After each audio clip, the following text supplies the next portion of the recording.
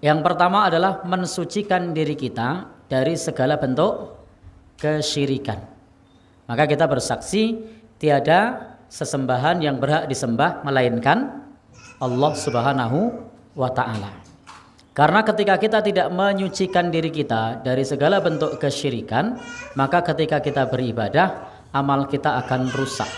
Jadi amal kita akan rusak. Maka kita rugi ketika bersamaan dengan menyembah Allah masih menyembah yang lain. Ruginya di mana? La in asyrakta la yahbatanna amaluka. Kalau kamu syirik, amalmu akan batal. Kemudian rugi di mana lagi? Rugi yang lain adalah ketika seseorang melakukan syirik, la yaghfiru ayyusyraka bihi. Allah tidak mengampuni dosa syirik. Ketika seseorang masih menyekutukan Allah, haramallahu alaihil jannah. Allah haramkan masuk surga. Meskipun punya segudang amal, kalau masih syirik, Allah haramkan masuk surga. Kemudian apa lagi? Wa ma'wahun nar, tempatnya di neraka. Kenapa? Masih syirik. Maka di antara bentuk toharoh tidak kalah penting adalah toharoh batin. Di antara bentuk bersuci yang tidak kalah penting adalah mensucikan hati kita dari segala bentuk kesyirikan. Dan inilah sesungguhnya bersuci yang utama, yang paling utama.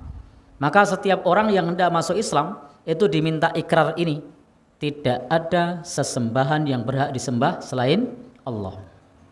Maka andai ada orang yang sholat, andai ada orang yang zakat, andai ada orang puasa, tapi dia tidak mau mensucikan dirinya dengan menyembah Allah saja, sholatnya diterima apa tidak?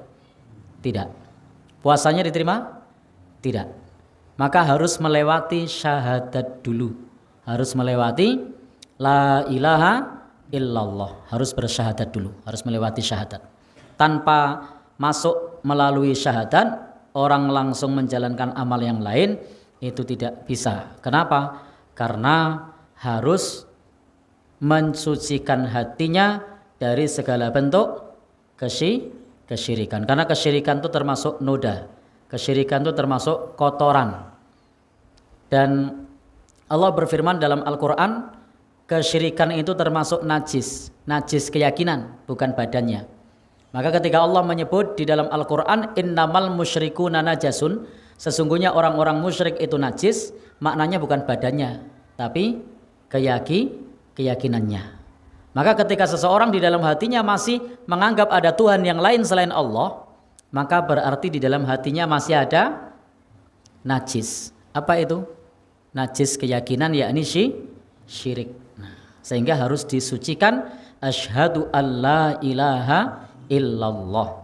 Aku bersaksi tiada sesembahan yang berhak disembah melainkan Allah Subhanahu wa ta'ala. Tidak hanya sebatas syirik saja yang kita bersihkan, tapi juga syirik yang terkait bukan hanya dalam bentuk menyembah saja, tapi juga cerita-cerita takhayul. Itu juga harus kita bersihkan dari dalam diri kita. Meskipun seseorang sudah tidak menyembah, tapi kalau masih percaya, masih mengagungkan, itu juga masih syirik. Aku ora nyembah, ning aku memuliakan. Sehingga ketika lewat pohon besar mengatakan, kelamit mbah nderek langkung, kula mboten nggih, kula mboten ganggu.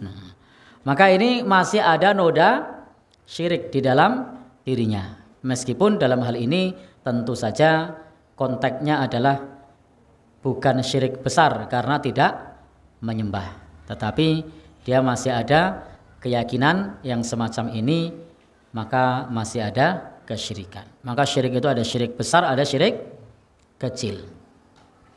Meskipun tidak menyembah, tidak memberikan sesaji, tapi masih ada rasa semacam tadi, maka noda kesyirikan itu masih ada.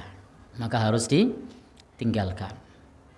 Demikian pula masih percaya dengan khurafat, dengan benda-benda keramat. Ini juga perlu dihilangkan di dalam diri kita hal yang semacam itu. Maka perlu taharah, mensucikan diri kita dari segala kesyirikan, takhayul, khurafat, itu harus dibersihkan. Sehingga ketika menyimpan benda pusaka misalnya, merasa gelisah ketika malam Senin Kliwon belum dikasih apa biasanya? Sesaji. Nah, maka ini masih ada noda kesyirikan. Silahkan saja menyimpan peninggalan budaya selama hal tersebut hanya sebatas benda koleksi benda budaya, tetapi tidak untuk disembah, tidak untuk diagungkan, tidak untuk dianggap memiliki kekuatan, tetapi sebatas benda budaya saja.